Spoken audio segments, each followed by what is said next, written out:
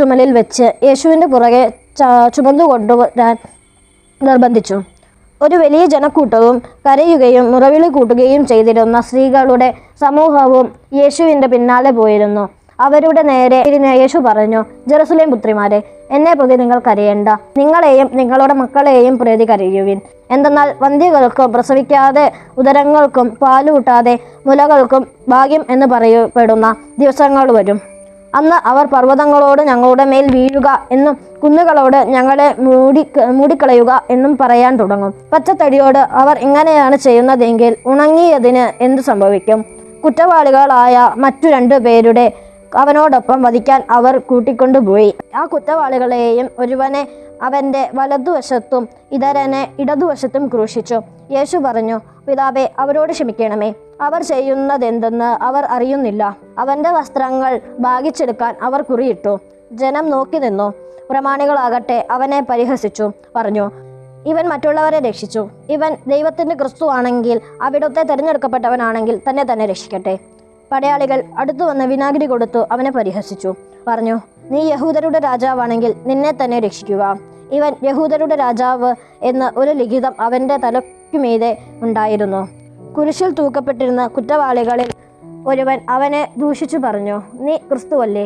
നിന്നെയും ഞങ്ങളെയും രക്ഷിക്കുക. അപരൻ അവനെ ശകാരിച്ചു പറഞ്ഞു, നീ ദൈവത്തെ ഭയപ്പെടുന്നില്ലേ? നീയും അതേ ശിക്ഷാവിധിയിൽ തന്നെയാണല്ലോ. നമ്മുടെ ശിക്ഷ വിധി ന്യായമാണ്.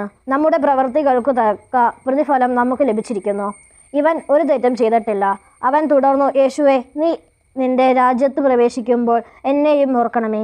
യേശു അവനോട് അരുളി ചെയ്തു, സത്യമായി ഞാൻ നിന്നോട് പറയുന്നു, നീ ഇന്ന് എന്നോടുകൂടെ പറുദീസായിൽ ആയിരിക്കും. യേശുവിൻ്റെ മരണം. അപ്പോൾ ഏകദേശം 6-ാം മണിക്കൂർ ആയിരുന്നു. 9-ാം മണിക്കൂർ വരെ ഭൂമി മുഴുവൻ അന്ധകാരം വ്യാപിച്ചു. സൂര്യൻ ഇരുണ്ടു. ദേവാലയത്തിലെ തിരശീല നടുവെ കീറി. യേശു ഉച്ചത്തിൽ നിലവിളിച്ചു പറഞ്ഞു, പിതാവേ, അങ്ങയുടെ കരങ്ങളിൽ എൻ്റെ ആത്മാവിനെ ഞാൻ സമർപ്പിക്കുന്നു. ഇതു പറഞ്ഞ് അവൻ ജീവൻ വെടിഞ്ഞു. ഈ സംഭവമെല്ലാം കണ്ടു നിന്നിരുന്ന ശതാധിപൻ ദൈവത്തെ സ്തുതിച്ചു പറഞ്ഞു, ഈ മനുഷ്യൻ തീർച്ചയായും നീതിമാനായിരുന്നു.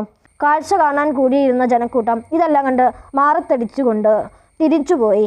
അവൻ്റെ പരിചയക്കാരും ഗലീലയിൽ നിന്ന് അവനെ അനുഗമിച്ചിരുന്ന സ്ത്രീകളും അകലെ ഇതെല്ലാം കണ്ടുകൊണ്ട് നിന്നിരുന്നു. യേശുവിനെ സംസ്കരിക്കുന്നു.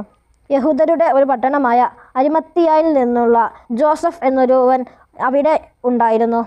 ആലോചനാ സംഘത്തിലെ അംഗമായ അവൻ നല്ലവനും നീതിമാനുമായിരുന്നു. അവൻ അവരുടെ ആലോചനകളിലോ പ്രവൃത്തികളിലോ പങ്കുചേർന്നില്ല. ദൈവരാജ്യം പ്രതീക്ഷിച്ചിരിക്കുകയുമായിരുന്നു. അവൻ പീലാത്തോസ്